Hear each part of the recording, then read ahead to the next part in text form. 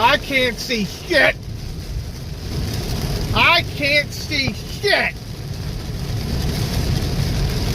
Oh my God.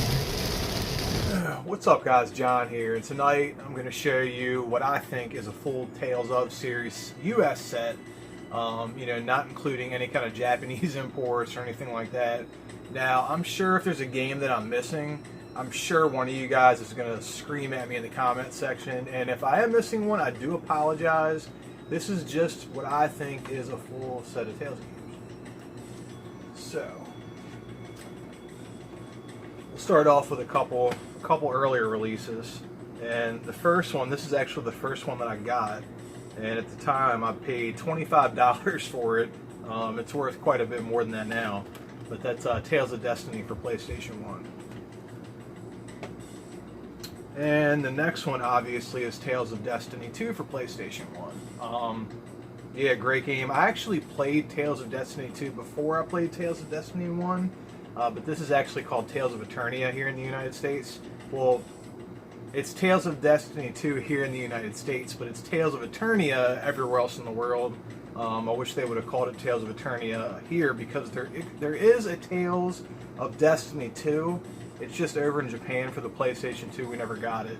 So yeah, Tales of Destiny 2 or Tales of Eternia, whatever you call it. This is actually a port of Tales of Fantasia. Now, from what I have heard, this was a Super Famicom release, and there are patched ROMs of the Tales of Fantasia for the Super Famicom, but this is Tales of Fantasia for the Game Boy Advance.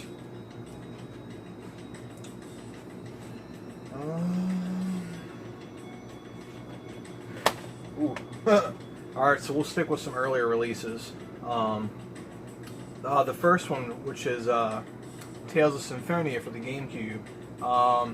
Good game. I played it quite a few years ago, so I can't tell you everything about the game right now. But to follow that up, there's Tales of Symphonia, Dawn of a New World for the Wii. Again, great game. And I think, if I recall, I actually played this one first, and I got used to the nunchuck and the Wii controller. And then I played on the same Wii. I played Tales of Symphonia with the GameCube controller on the Wii. It was just a little learning curve with the controllers there.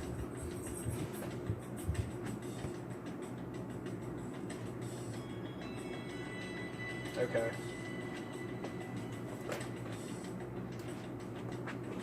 Alright, so next we have Tales of Legendia for the PlayStation 2. Great game. And Tales of the Abyss for PlayStation 2. Now, there was a port of this game on the 3DS, and that's Tales of the Abyss for the 3DS. Great port. I love this Tales game. I actually just played through this maybe 2 months ago. So,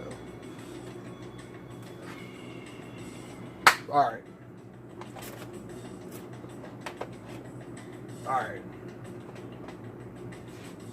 PlayStation 3. Now, there were some great Tales games on the PlayStation 3. Alright, well, this is like a two-parter. You got Tales of Xillia, Tales of Xillia 2. Great games. A lot of Tales games don't have a lot of sequels, at least here in the United States. There are some Tales sequels for other Tales games. Unfortunately, we never got them, and hopefully one day that'll change. But we have those two Tales of Symphonia games that I showed you earlier are both on one disc on Tales of Symphonia Chronicles on the PS3. This is a good buy. This alleviates you from having to get the GameCube and the Wii version of the two Tales of Symphonia games. And another great one, that's Tales of Graces F for the PlayStation 3.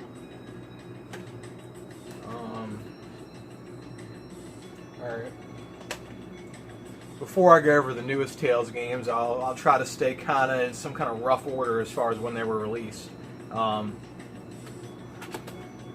this is actually, I don't even want to count this because this was a PAL version. It's in English.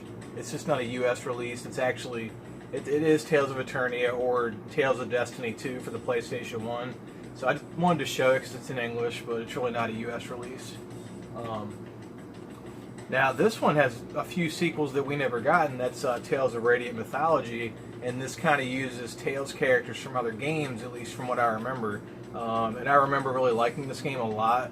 I don't know if it got the best reviews, but I really like this Tales game a lot. This Tales of the World Radiant Mythology, it really radiated with me, and I really like this game. I can't recommend it enough.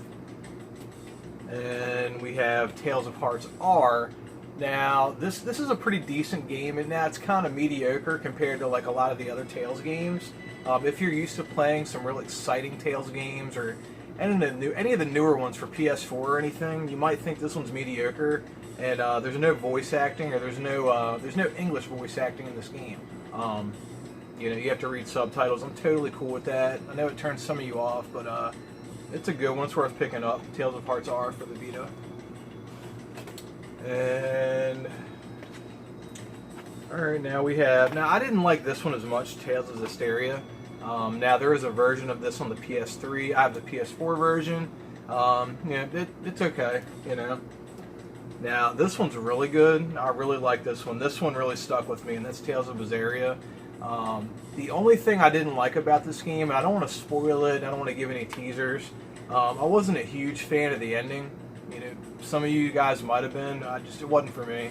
But everything else about the game was. This is one of the definitely, top, I'd say 4 or 5 RPGs that I played.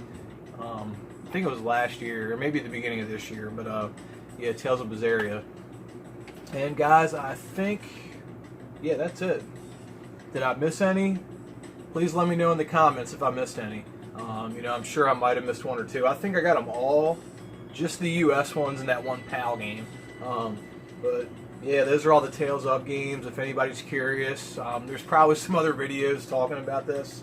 But from me being out here in Baltimore and shopping around at yard sales and resale shops around here, that's what I got. Anyway, guys, if you like my content, please like, share, and subscribe to my videos. You guys really help my channel grow.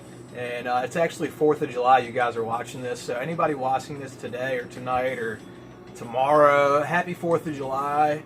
Guys, have a good evening and peace out.